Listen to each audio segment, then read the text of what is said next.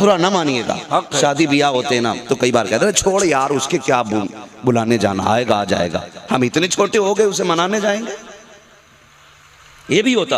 اتنے چھوٹے ہو گئے اس کے دروازے پہ جا کے کھڑے ہوں گے میرے حضور کی زندگی دیکھو, آج تم اپنوں کی خیریت پوچھنے تیار نہیں ہو. میرے حضور تو ہر کسی سے اس کی خیریت پوچھا کرتے تھے, ہر غلام کی طبیعت کے بارے میں پوچھا کرتے تھے. حضور کی چوکھٹ پہ غلام آ گیا, اللہ اکبر, بڑا غریب غلام, حضور کے بڑے غریب صحابی ہیں. آقا کریم کے دروازے پہ آئے, مصطفیٰ کے قریب آ کے بیٹھ گئے, فرمانے لگے میرے نبی بتاؤ کیا حال ہے؟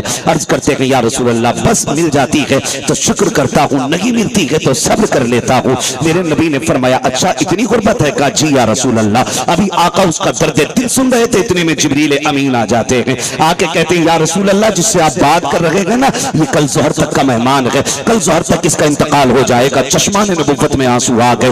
میرے نبی نے فرمایا غریب صحابی کا جی یا رسول اللہ تیری کوئی ایسی خواہش بھی ہے جو زندگی میں پوری نہ ہو سکی ہو؟ اس نے رو کے کہا تھا یا رسول اللہ دو تمنائیں ہیں میری جو آج تک پوری نہ ہو سکی. اور سننا یار جو اسٹینڈنگ میں آ کے کھانے پہ آگ لگایا کرتے ہیں, عیاشیوں میں بدماشیوں میں پیسوں میں آگ لگایا کرتے ہیں, اس کی قدر کیا کرو, عزت کیا کرو. خدا کی قسم یہ اللہ کی بہت بڑی نعمت ہے. اگر کسی کو پیسہ میسر ہوا ہے اسے عیاشی میں نہ لگا, اگر لگانا ہے تو نبی کے ذکر پہ لگایا کرو, مصطفیٰ کے نام پہ لگایا کرو, خدا کے نام پہ لٹایا کرو. پھر دیکھنا اس کا صلہ کیسے ملتا ہے. جو پیسے تم عیاشی اور تماشوں میں لگاؤ گے وہ برباد کر دیا جاتا ہے. جو پیسہ اللہ رسول کے لیے لگایا جاتا ہے اس کو سیو کر دیا جاتا ہے اور اس کا نتیجہ قیامت میں دکھایا جائے گا. میرے نبی نے کہا تھا بتا تو صحیح تو کون سی خواہشیں ہیں؟ انہوں نے کہا تھا یا رسول اللہ اتنا غریب ہوں پوری زندگی کبھی میٹھا نہیں چکھا ہے, میں یہ چاہتا ہوں کاش ایک بار کوئی میٹھی شے کھا لیتا جس سے پتہ چل جاتا میٹھا ہوتا کیا ہے. میرے نبی نے اتنا سنا,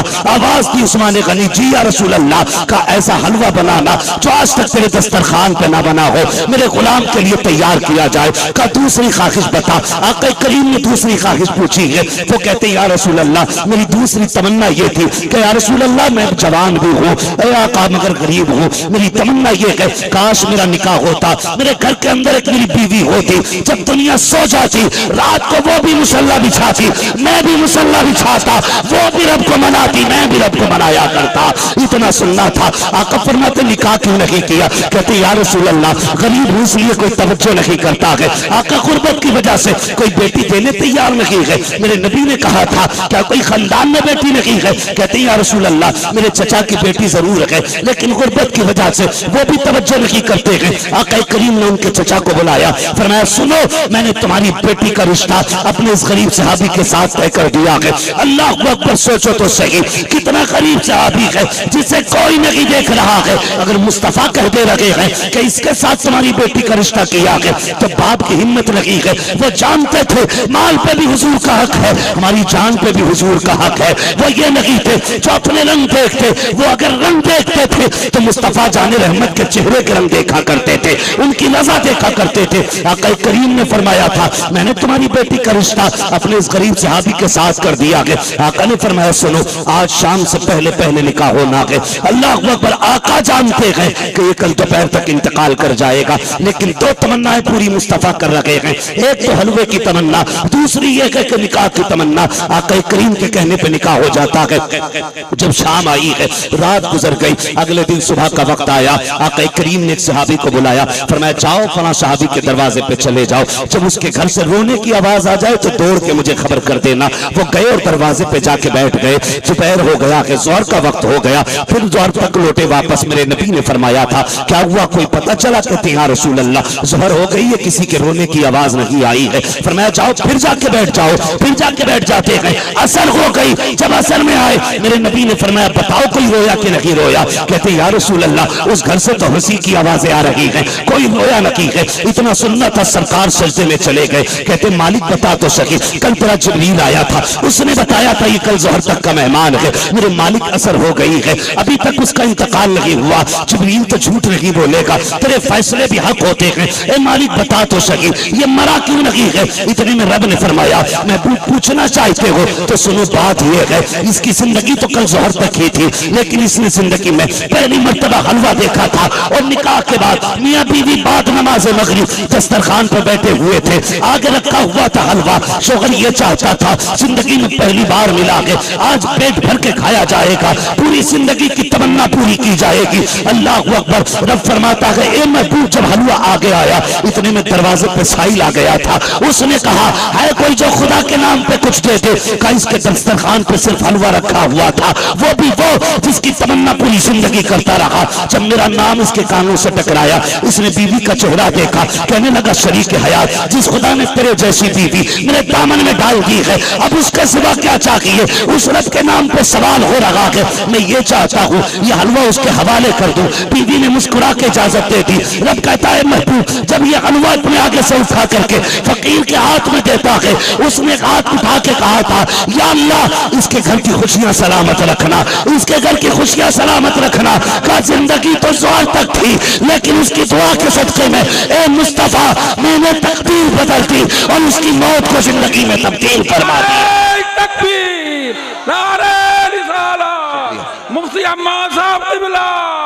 کوئی کسی بھی پیر کا مرید ہے، مسئلہ اپنی جگہ ہے بھائی، میں الحمدللہ تاج الشریعہ کا مرید ہوں، لیکن یہ سبق ہمیں بریلی سے ہی ملا ہے، کیسے آقاؤں کا بندہ ہوں رضا، بول بالے میری سرکاروں کے، سبحان اللہ۔ ہاں، جو سیدوں کا بے ادب ہوگا وہ بریلوی ہو ہی نہیں سکتا ہے، کیا بات ہے، بے شک یہ کنفرم ہے۔ جو سیدوں کا گستاخ ہوگا وہ بریلوی نہیں ہو ہی نہیں سکتا ہے، کیونکہ اعلیٰ حضرت نے کیل ٹھوک دی۔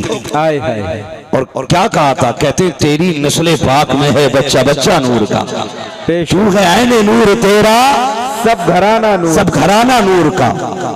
تو اس گھرانے سے تعلق رکھنے والی شخصیت اور ذات حضور سعید ملت کی ذات، کتنے سیدھے لوگ ہیں۔ ایک دن میں خود سوچ کے ہنس رہا تھا، ایک دن حضور تائید ملت کے ساتھ سفر کا شرف ملا، حضرت فرمانے لگے مولانا میری گاڑی میں بیٹھ جائیے، اللہ اللہ، میں بیٹھ گیا۔ سبحان اللہ۔ تو سادگی دیکھیے آپ، بہت غور سے سننا، سادگی دیکھیے۔ مجھ سے کہنے لگے مولانا یہ جہاں ہم لوگ ایک جگہ رکے، حضرت کسی پہ دوڑا پڑ رہا تھا تو حضرت وہاں رکے اور دم کیا اور آگے سفر کیا۔ حضرت فرمانے لگے مولانا تمہیں پتہ ہے میرے اس مرید کے پاس کئی سارے ٹریکٹر ہیں۔ اللہ اکبر۔ تو میں ایک سال بعد اس بات پہ ہنسا، میں نے کہا یار کتنے سیدھے لوگ ہیں، قسم خدا کی یہ اتنے مطلب بے نیاز لوگ ہیں۔ اللہ اللہ، یہ کہہ رہے کہ اس کے پاس کئی ٹریکٹر ہیں، یہ دنیا پہ اتنی بھی نظر نہیں رکھتے ہیں کسی کی دولت پہ کہ اگر یہ اشارہ کر دوں تو لوگ قدموں میں سونے کی پرتیں بچھانے تیار ہیں۔ بے شک بے شک بے شک۔ ہاں میں کہنے لگا کتنے سیدھے لوگ ہیں، ورنہ آج کل پیر بعد میں بناتا مرید بندہ بینک بیلنس پہلے چیک کرتا اللہ اللہ اللہ، ہے۔ کتنے امیر کتنے دولت والے ان کی قدموں میں پڑے رہتے ہیں لیکن نظر نہیں۔ میں حیرت کرتا ہوں یہ کتنے سادے لوگ ہیں، اور قسم سے یہی بے نیازی ہے، بے شک یہی بے نیازی ہے۔